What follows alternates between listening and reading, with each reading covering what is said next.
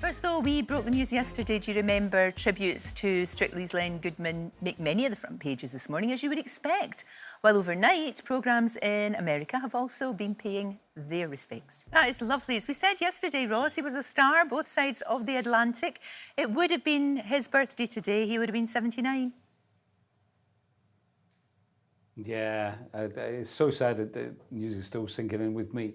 The tributes, as you say, have been pouring in, and rightly so. He was such a lovely man, a gentleman, a dapper, old school in a wonderful, wonderful way.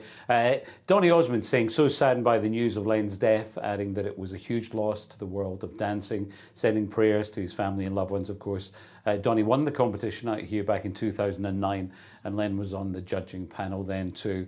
Also looking at some of his wonderful one-liners as well, because there were some absolute classics. You flew across the floor like a rampant crab, like two sizzling sausages. And then when Alison Hammond was on as well, for me, you can't waft enough. Well, there we are. We've all been accused of that. We have, and you really liked him. I mean, everybody did. That's the thing. You know, he just had that way about him that he was instantly likeable.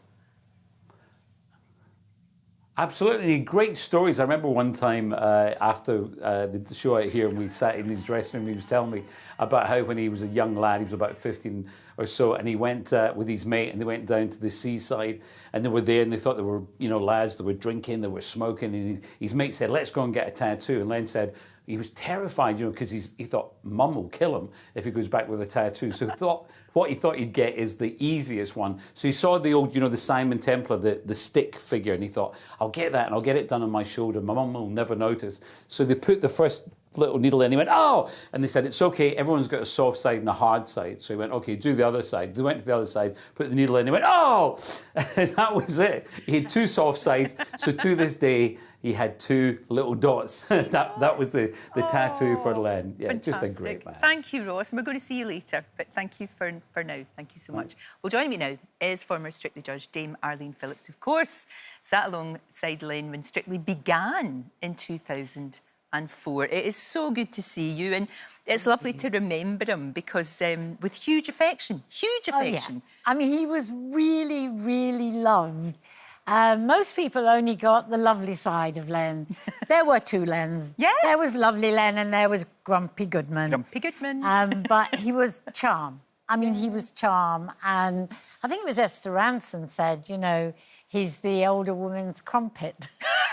He would love that. He would absolutely love that. And the two of you, of course, I mean, because he kind of persuaded you to come and do Strictly. Yeah. Because nobody knew back then when you first did it that it was going to be this enormous success, huge success. No, we did the pilot together, which was the oddest pilot I've ever been involved in, because nobody quite knew what they were doing. They didn't know how to develop this show.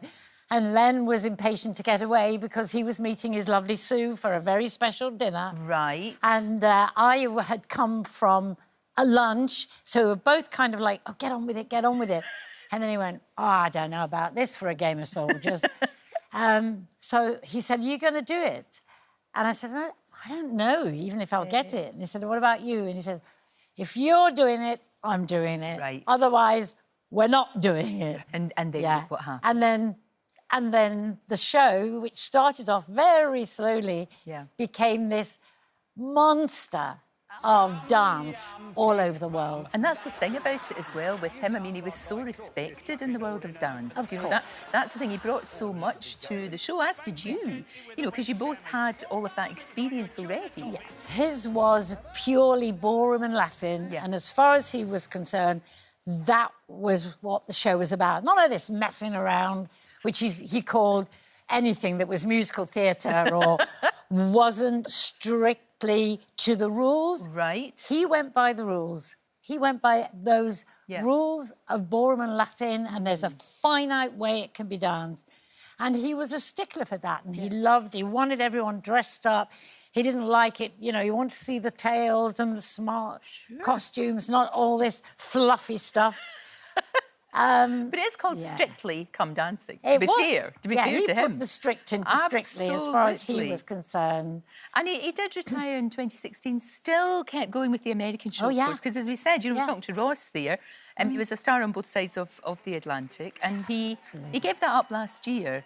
Did he know then that he wasn't well? He was just wanting to spend time with his family then? He wanted to spend time with his family. I think Bruno messaged with me yesterday, actually, on and off. Sure. And he did know that he was ill. I didn't. He wanted it kept very, very quiet. And, you know, when you think, you know, that he was a man of great strength. He was out on the golf course early morning, fit as a fiddle, you know, and then cancer invaded. It's a cruel, cruel, cruel disease. Yeah. It really is. Yeah. It really is. In the bone, you know, the painful, painful cancer. And it feels like it happened so fast because one minute there was Len and the next minute you find out that he passed away. I know. It's really sad, and it's sad for you because he was your pal. Yeah. You know, as well as your colleague, and as well as somebody who you admired, and that the feeling was mutual. You know, he was your friend as well, and it's tough. Yeah, we shared a lot, even, you know, when I was dropped, you know. He was very Len supportive, wasn't he? Always there, and and he will be missed, and he'll be missed, you know, because when people met him, they were charmed by him, and he always remained that little bit of him in a part of you. He had that way of affecting people, and just the way he was so real. The way he spoke, there was always the truth, whether someone liked it or didn't. But as long as it was the truth, he would say it. But that's what you needed, especially in life. That's what you need. But that's what you need on that show as well. Yes, you know, you actually do. Constructive criticism. You know, there's no point in saying, "Oh, that was wonderful, that was marvellous, that was amazing." No.